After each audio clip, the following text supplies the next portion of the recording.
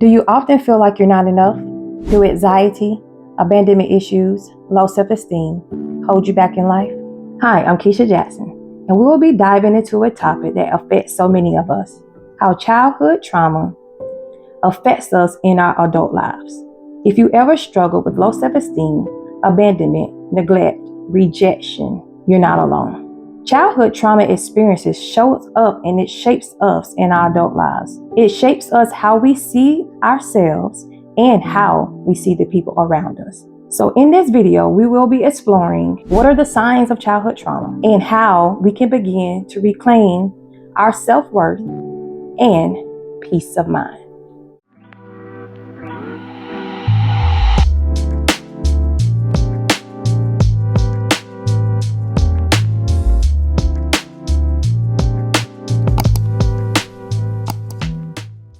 As children, everything that we see, hear, and experience shapes our identity. So if you grew up with neglect, abandonment, feeling unheard, unseen, ignored, there's most times that we grow up with a negative effect of how we see ourselves and how we see life. Most times people that end up being at a place of neglect end up having anger issues, aggressive issues, low self-esteem, self-doubt, feeling that you're not enough and that you're unworthy. That was me. I grew up with parental separation. So pretty much my mother and father were still married at the time, but separated. So abandonment, loss of guidance, low self-esteem, anger, seeing signs of abuse, physically, emotionally, and verbally affected me. So anger is definitely a sign of childhood trauma, of those who have anxiety, those who have anger, and those who have basically a sense of not knowing who they are. There are three basic things that I feel that children need. And with two of my own, I began to see the same pattern of what I feel and desire that kids need that I was rejected or neglected of. Three things: love, praise, and safety.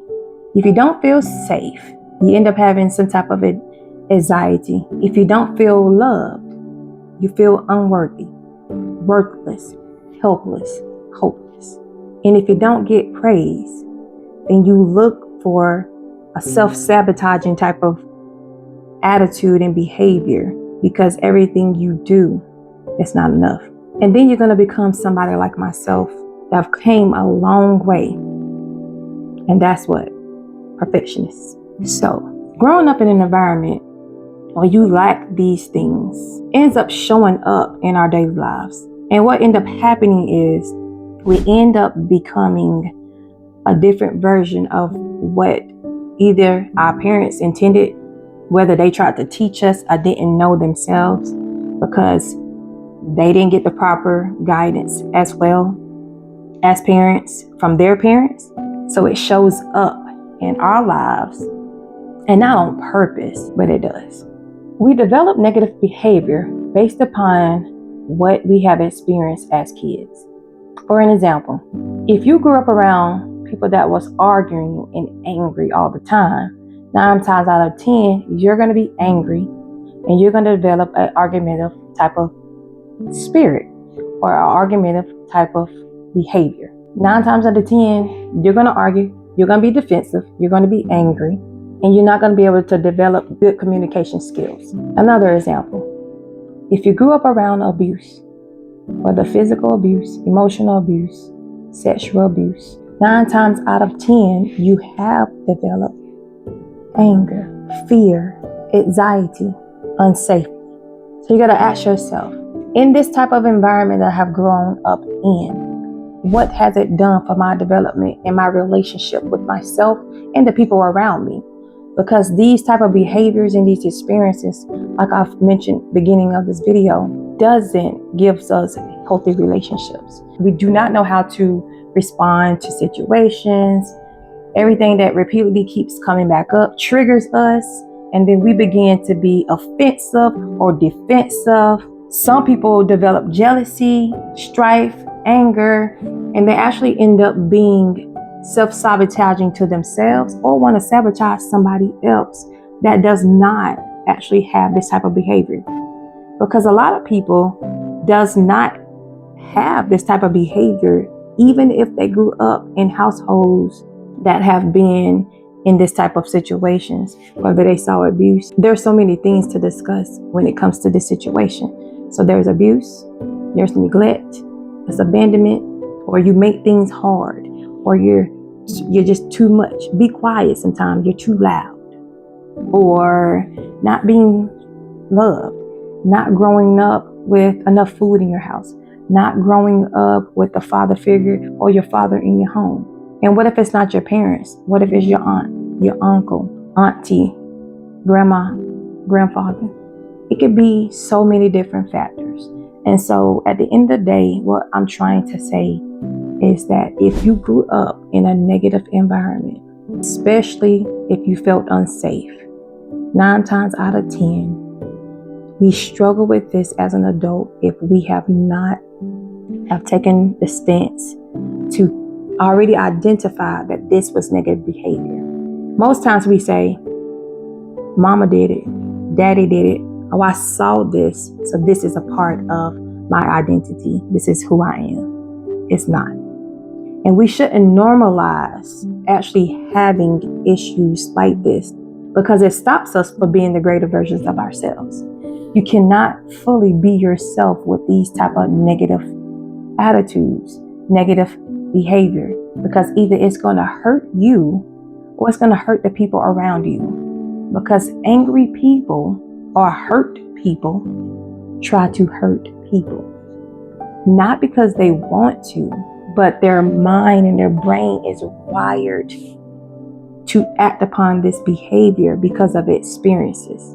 Now, I do know as we continue to grow up as a teenager and as an adult, we try to find ways to develop ourselves, to see ourselves and how we try to get along with people. But there's things that in our past as children that triggers us. And I'm sure everybody know about triggers.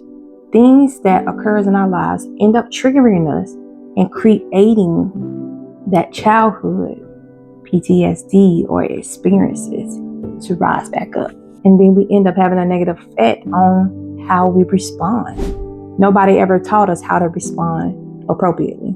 Nobody ever told us how to cultivate relationships, how to communicate. So these things affect us as adults. How can you be a good mother if you're broken and unhealed from anger, childhood trauma of being neglected, abandoned, unseen, ignored, abused? Ask yourself these questions. If you saw abuse, are you abusive or were you abusive? If you were neglected, do you withdraw from people and isolate yourself and do not try to communicate and build healthy relationships? If you did not develop the sense of trust, safety, and security, you're going to have trust issues. You're not going to trust anyone. And if you do try to trust, and then later on somebody do something to betray you, you block it and you put up a wall against everybody. These is so many things to discuss, but I'm going to be brief.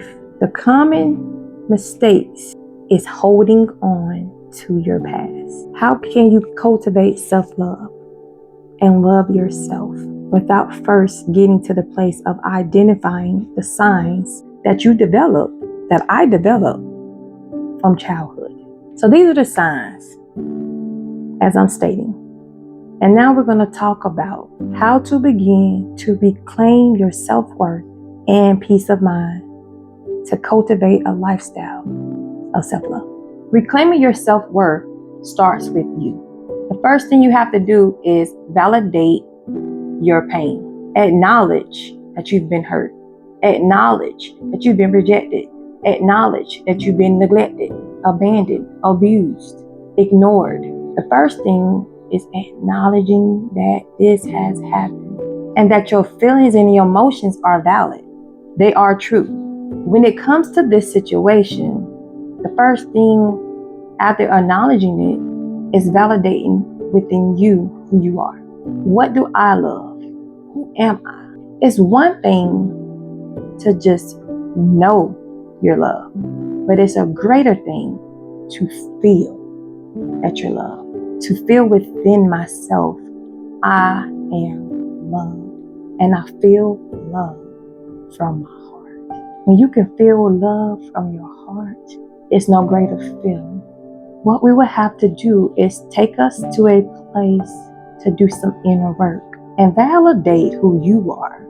Write down what has hurt you in life and how you want to reclaim and replace those negative triggers, those negative emotions, and rewire your mind to believe that you are capable and deserving of love. This takes a lot of discipline. It takes patience. It takes self-compassion, and it takes maturity. To heal, we must work on the inner relationship with ourselves to find out where we feel incomplete, and then begin to develop a relationship with yourself. A lot of times, even with myself personally, I just began the last couple of years developing a self type of a relationship where I can go and do something alone. Have you ever went on a date by yourself? Have you ever just sat at a park by yourself and read a book? Or went shopping by yourself? Or do you always feel the need to do something with someone? Work on the inner you. What does the inner you like? What makes you unique? Not comparing to someone else, but what makes you you? And how can I have what I have or love myself just by me being me and not being seen by someone else? The next thing I want you to do is refrain from negative thoughts. Replace negative thoughts with affirmations like I am deserving of love. I am worthy. I am loving and kind.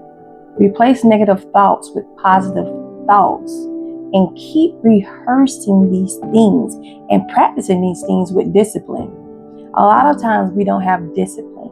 A lot of times we don't have patience. We tend to have patience when it comes to certain, situations. But most of us, including myself, are very impatient. We do not have patience and compassion within ourselves. We criticize ourselves so much that we begin to get to a place that we think it does not work, but it does work. We just need compassion, we need patience, and we need to stop criticizing ourselves and putting a lot on ourselves because we are our worst enemy.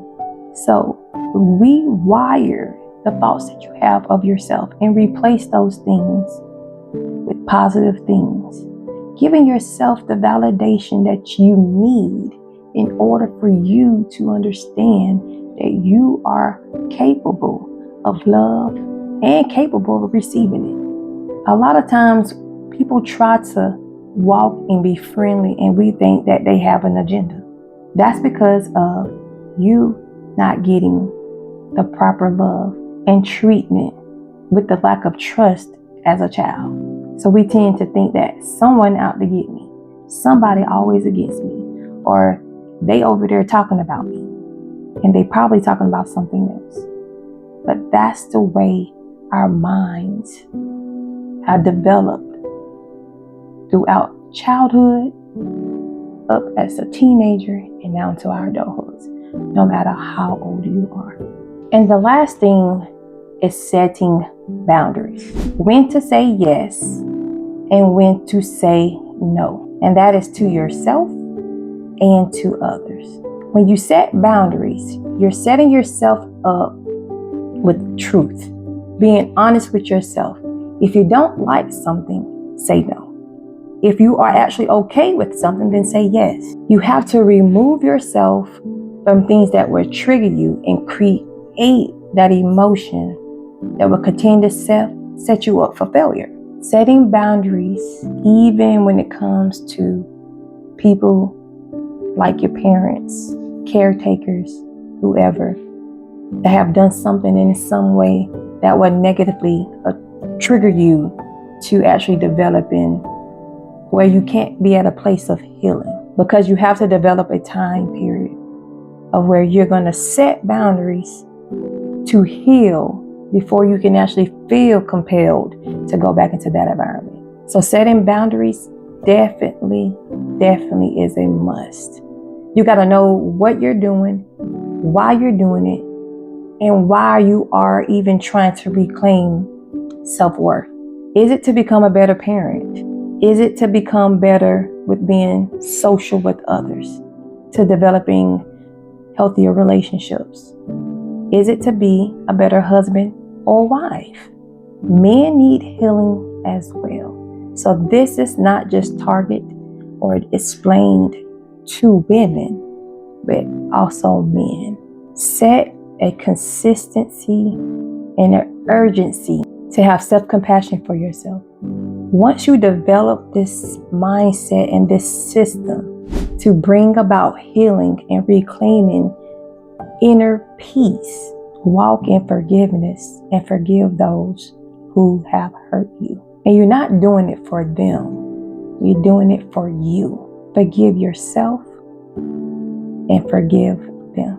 Once you do, you will release the burdens and the shackles that have been holding you down and drowning you from being able to move and elevate in your life. So let's reiterate.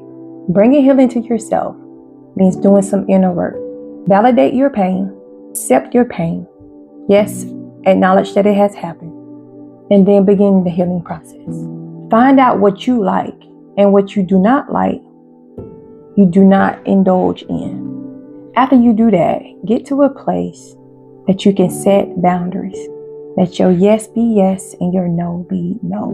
And do it without feeling bad about it.